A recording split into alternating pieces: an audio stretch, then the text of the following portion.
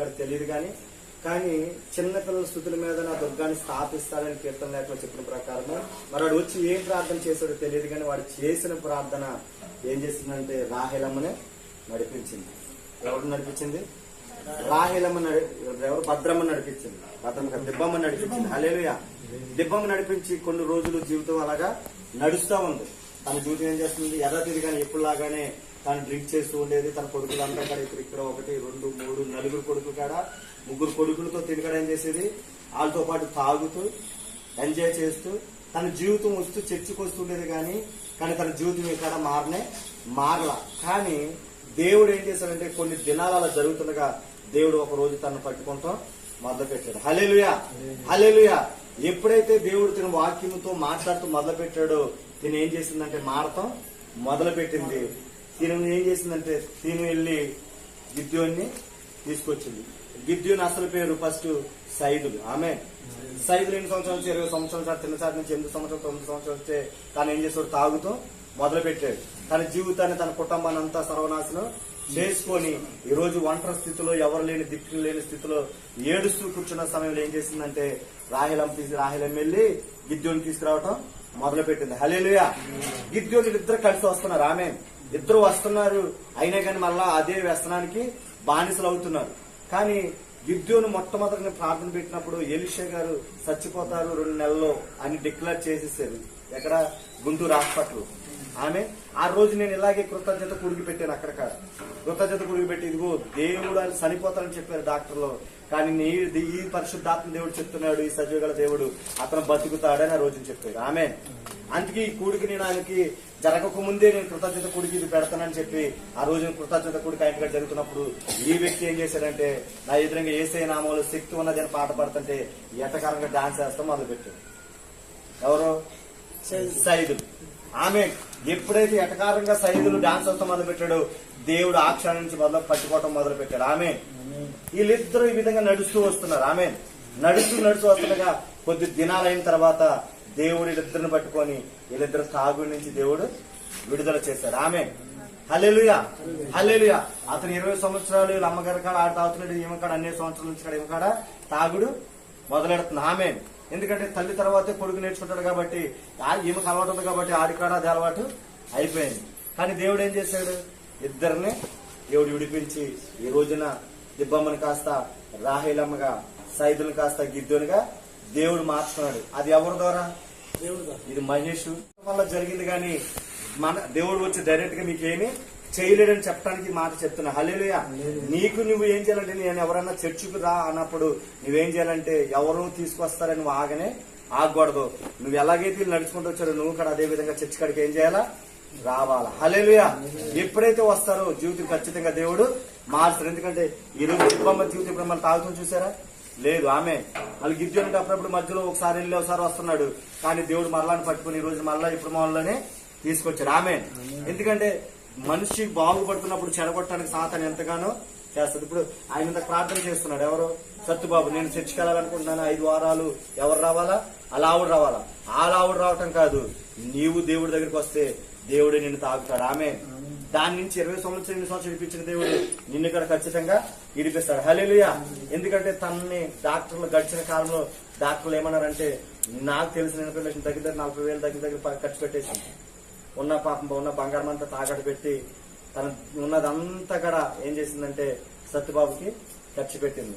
కానీ ఖర్చు పెట్టినప్పుడు ఇక్కడ ఎన్ని హాస్పిటల్, గవర్నమెంట్ హాస్పిటల్ తిరిగింది, పల్స్ హాస్పిటల్ తిరిగింది, కానీ ప్రయోజనం ఏమీ లేదు.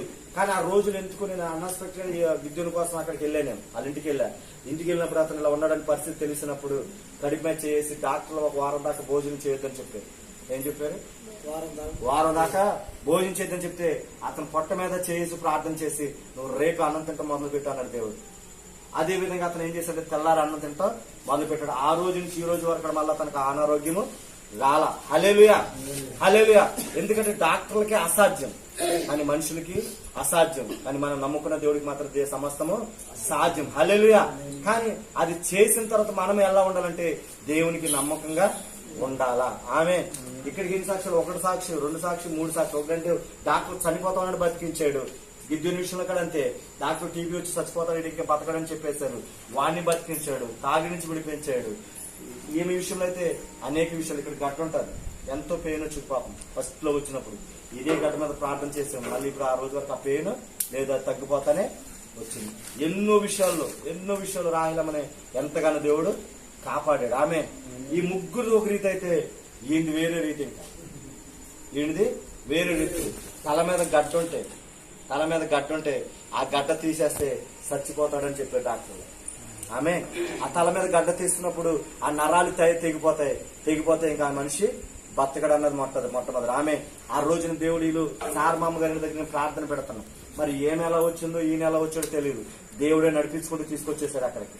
తీసుకొస్తే అప్పుడు నెత్తి మీద చేసి ప్రార్థన చేసినంటే దేవుడు చెప్తున్నాడు ఆ గడ్డని ఇలా తీసేస్తున్నట్టు చూపించాడు. హల్లెలూయా. అదే విధంగా వెళ్ళాడు, ఆపరేషన్ చేసుకున్నాడు, ఏ అపాయం లేకుండా ఈ రోజు సజీవులుగా మన మధ్యన ఉన్నాడు. ఆమె రెండో సాక్ష్యం ఏంటంటే టీబీ వచ్చి ఒక అడుగు ముందు కడేసేవాడు కదా. టీబీ వచ్చినప్పుడు ఒక అడిక్కడ ముందుకు ఇక్కడి నుంచి అక్కడ నడవాలంటే 3 గంటలు పట్టేది. ఆ శివకు నడవాలంటే 3 గంటలు పడుతుంది. మన చర్చి పక్కన కొట్టు దగ్గర ఎలా అలా కూర్చుండిపోయాడు తప్ప అక్కడి నుంచి నడిచేవాడు కాదు. అలాంటి వాడిని దేవుడు ఏం చేశాడంటే రక్షించాడు. ఆమె హల్లెలూయా. ఇదే కాదు, ఇతని జీవితంలో ఇంకెన్నో ఉన్నాయి. భయంకరమైన కడుపులో మందున్నది. ఆ మందున్నప్పుడు మెల్లో కట్టినప్పుడు, పిల్లల మీద తాళ్ళు కట్టినప్పుడు, ఈ అన్నింటిని కాడ విడిపించి ఇంటి దగ్గరికి వెళ్ళి రాకపోయినప్పుడు వాళ్ళ ఇంటి దగ్గరికి వెళ్ళి అన్ని తీసి కాల్చి దాన్ని ఏం చేశామంటే అతని నుంచి విడుదల చేశాం. ఏమంటే నేను ఏం చెప్పాను తెలుసా, 5 గంటల కల్లా అతనికి వామిటింగ్ మోషన్స్ అయిపోతుందని చెప్పాను. అలాగే ఆ రోజు వామిటింగ్ మోషన్ అప్పటి నుంచి అతను బాగుపడుతూ మొదలు పెట్టారు. హల్లెలూయా. రాహిలమ్మ గారు భయంకరమైన చీకటి శక్తులు పట్టినాయి. ఇక్కడెక్కడ అవతల ఏరియాలో పెట్టినప్పుడు అక్కడి నుంచి మన ఈ చూడదాకా మోకాల మీద నడుచుకుంటూ వచ్చి నేను వెళ్ళిపోతాను బాబు ఇక్కడ ఉందని చెప్పేసి విడిచిపెట్టుకుంటూ వెళ్ళిపోయింది. ఆమె ఇవన్నీ ఒక మాదిరి సాక్ష్యాలు అయితే ఈడు దేగుతున్నప్పుడు మేము చూసాం. చిన్నోడు బన్ను దేగుతున్నప్పుడు చూసినప్పుడు వీడి కోసం ప్రార్థన చేసే ప్రభా దుస్త్రాలు బలహీనుని ఖచ్చితంగా నువ్వేం చేస్తావు, విడుదల చేస్తావు. హల్లెలూయా. విడుదల చేస్తావు. ఇదిగో అతనికి నడవలేని వ్యక్తి నువ్వు నడిపించావు, ఈడు నాకు నడవాలని ఆ రోజున ప్రార్థన చేస్తావు. తర్వాత వీళ్ళు మామూలు ఇంటికి వెళ్ళాడు, మరలా వచ్చేటప్పుడు అద్భుత రీతిలో నడుచుకుంటూ వచ్చేసాడు. ఆమె హల్లెలూయా. వీడి నిజమా కదా, వీడు దేక్కుంటే ఏం చేసినాడు, దేక్కుంటే వెళ్ళి ఓడిపోతాను. ఎక్కడికి వెళ్ళినా గుడ్డి మీద దేక్కుంటే వెళ్ళి ఆ చివరికి ముడి దగ్గర దేక్కుంటే వచ్చాడు. అక్కడ ఈయన చూస్తే నాకు బాధ అనిపించేది, కానీ దేవుడు శక్తి అద్భుతం కాబట్టి వీడి విషయంలో మేము ప్రార్థన చేసాం. అద్భుతులు 2.5 సంవత్సరాలు నడవలేని చేశాడు, నడిచాడు. ఒక్క సాక్ష్యం చెప్పండి, ఎన్ని సాక్ష్యాలు ఈ కుటుంబంలో ఉన్నాయి. ఒకే కుటుంబంలో దేవుడు కుటుంబం సాయం ఎన్నో చేశాడు. హల్లెలూయా. కానీ నేను ఒకటే చెప్తున్నాను, దేవునికి మనం ఏ విధంగా ఉంటున్నాం, ఆమె దేవుని విషయంలో మనం ఏ విధంగా నిలబడుతున్నాం అన్నదే ఈ రోజు దేవుడి విషయంలో కుటుంబ కూడుకోవడం ఇదేంటి కృతజ్ఞత కూడిక. ఆమె ఎన్ని సాక్ష్యాలు చేసినప్పుడు డాక్టర్లు బతకడని చెప్పారు, డాక్టర్లు ఆపరేషన్ చచ్చిపోతారని చెప్పారు, వీడు నడవలేనని చెప్పారు, ఈయన జీవితం ఇంతే అన్నారు, వాడి జీవితం ఎవరు నేను బాగు చేయలేడు అన్నాడు. అందరు కూడా వేస్ట్ లాగా చూసారు. ఈ రోజు నేను పాటలు పాడింది కూడా అన్ని అయ్యే పాటలు. ఆమె అవునా కదా. బలహీనులు బలం ఇచ్చింది దేవుడే. ఆమె ప్రతి అవసరం తీర్చింది ఆయనే. ఏ పాట వాడైనా ఇంత హెచ్చించామంటే నిజంగా ఈ విధంగా గౌరవించడానికి కారణం ఏంటంటే ఒకప్పుడు సైజు రోడ్ల పక్కన డ్రైనేజ్ దగ్గర పడిన ఈ రోజున అందరికడా నా వెనకాల వస్తే ప్రైజ్ వాడని ఎందుకు చెప్తున్నారంటే వాడి జీవితాన్ని ఉన్నత స్థానంలో దేవుడు నిలబెట్టాడు. హల్లెలూయా. అవునా కదా. ఎందుకు ఎవరి వల్ల అంటే అది వేసే వల్లనే. ఆమె ఈ రోజు వీళ్ళందరూ కూడా ఇంతగా ఉన్నారంటే కారణం, ఈ రోజు సజ్జులు ఉన్నారంటే కారణం ఏంటంటే దేవుడు కృప. ఆమె ఇదేదో శాంసంగ్ జోషువా గారి కృప కాదు. శాంసంగ్ జోషువా గారు జరిగితే ఏం జరగల. హల్లెలూయా. ఇదంతా ఎవరి ద్వారా జరిగిందంటే యేసయ్య ద్వారా జరిగింది. ఆమె అది పరిశుద్ధాత్మ రూపంలో వీళ్ళని తాకటం వల్ల ఈ రోజు వీళ్ళందరూ కూడా మారారు. ఆమె నేను ఒకటే చెప్తున్నాను, దేవునికి మన నమ్మకమైన బిడ్డలుగా మనం ఉండాలి. ఆమె హల్లెలూయా. అది ఇదంతా సమస్త మహిమ ఘనత ఎవరు చెల్లాలా, యేసయ్యకే చెందాలి. ఆమె చూడండి, మేము ఇక్కడ ప్రార్థన పెట్టేటప్పుడు భయంకరమైన వ్యతిరేకతలు ఎక్కువ అవుతాయి. ఏమవుతాయి, అప్పుడు దాకా బాగానే ఉంది, వచ్చేసిన కిడ్నీలు ఉన్నాయి ఇప్పుడు. హల్లెలూయా. ఈ ఇంటికాడ పెడితే ఖచ్చితంగా ఏదో ఒక డిస్టర్బెన్స్ చేయాలని నేను ఎంతగానో ప్రయత్నం చేస్తాను. ఎందుకో తెలుసా, దేవుడు కార్మికుడు చేయాలని ఆశ. ఆమె ఎందుకు ఇంత ఓపుగా నేను ఇక్కడ ఉన్నానంటే కారణం తెలుసా, దేవుడు ఎవరి కొరకు ఆయన ఎదురు చూస్తున్నాడు. హల్లెలూయా. దేవునికి మహిమ కలుగును గాక. ఆమె మీ అందరికీ ఒకటే చెప్తున్నా, దేవుడు కొరకు ఒక రోషం కలిగిన బిడ్డలని మీరు బతకాలని దేవుడు ఆశపడుతున్నాడు. మీరు ఏదో మీ కోట్లు తీసుకొచ్చి దేవుడికి ఇవ్వవసరం లేదు, మీ ఆస్తులు తీసుకొచ్చి దేవుడికి ఇవ్వవసరం లేదు, మీ అంతస్తులు తీసుకొచ్చి దేవుడికి ఇవ్వవసరం లేదు. కానీ మీరు దేవుడికి ఇవ్వాల్సింది ఏంటంటే మీ ఇరిగి నలుగు హృదయాన్ని దేవుడికి ఇవ్వండి. దేవుని కొరకు మిమ్మల్ని బతికించిన దేవుడి కొరకు సాక్షిగా మీరు నిలబడండి. హల్లెలూయా, హల్లెలూయా. దేవుడు ఒకటే కోరుకున్నాడు, ఎప్పుడైతే మీరు ఆ విధంగా ఉంటారో మీ కుటుంబం ఎన్నడకాడ శాపగ్రస్తులో ఉంటారు. హల్లెలూయా. మీరు ఎలా ఉంటారంటే ఆశీర్వాదకరంగా మారిపోతారు. ఆమె నలుగురు మోకరించండి, నలుగురు మోకరించండి. వన్ మీరు నూకరు మోకరించు, వన్ నూకరు మోకరించు, అందరికీ మోకరించి ప్రార్థించండి. అందరికీ రెండు చేతులు వేడి చేపండి, రెండు చేతులు ఇక్కడ వేడి చేపండి. అందరు రెండు చేతులు పైకి మీకు రెండు చేతులు పైకి. పరిశుద్ధాత్మ దేవుడు ఇదిగో ప్రభా నాయన, ఇదిగో వీళ్ళకి నువ్వు చేసిన మేలును బట్టి ఇప్పటి వరకు నీ సాక్షిగా నేను అయ్యా ఇప్పటి వరకు నేను ఇదిగో నేను విషయంలో నేను మాట్లాడాను. బిడ్డలు ప్రతి ఒక్కరి విషయంలో ప్రభా ఎన్నో అద్భుతాలు నువ్వు చేసావు. చిన్న బిడ్డలు సైతం అయ్యా ఇదిగో చిన్న బిడ్డలు సైతం అయ్యా ప్రతి ఒక్కరి విషయంలో ప్రభా అయ్యా ఎంతగానో నువ్వు కాపాడేవు దేవా. ఇదిగో ఈ రోజు మొదలుకొని నాయన ఈ కుటుంబాన్ని నీ విషయంలో నేను ప్రార్థిస్తుండగా నాయన బిడ్డల మీద పనిచేస్తున్నా ఏదో దుష్టుడు యేసు నామములు ఇప్పుడే లాయపరచబడిన గాక. అయ్యా బిడ్డల ప్రభా ఇదిగో నేను బిడ్డల ప్రభా బానిసలుగా వేలుబడి చేస్తున్న దురాత్మ శక్తులని యేసు నామములు లాయపరచబడిన గాక. నీ బిడ్డలు ఈ రోజు మొదలుకొని నాయన అయ్యా నీ సాక్షులుగా నిలబడిన గాక నాయన. అయ్యా ఇదిగో సంస్థల విషయంలో ప్రార్థన చేస్తున్నాను. అయ్యా నీ రక్షణ పొందిన బిడ్డలైన ఇదిగో నేను ఏదైతే ప్రభు బిడ్డలు వెనక్కి తిరిగి ఉన్నాడు ప్రతి కూడా యేసు నామములు ఇప్పుడే లాయపరచబడిన గాక. నూతన బలం నీ బిడ్డకి విడుదల చేస్తున్నా ఇస్తున్నాను. అయ్యా సత్య బాబులు ఏదైతే ప్రభు ఇదిగో బానిసగానైనా అయ్యా ఇది లోకమైన దుష్టుడు వేలుబడి చేస్తున్నాడు ఆ దుష్టుడి శక్తుల నుంచి అలవాటు నుంచి యేసు నామములు బిడ్డ విడిపించబడింది గాక.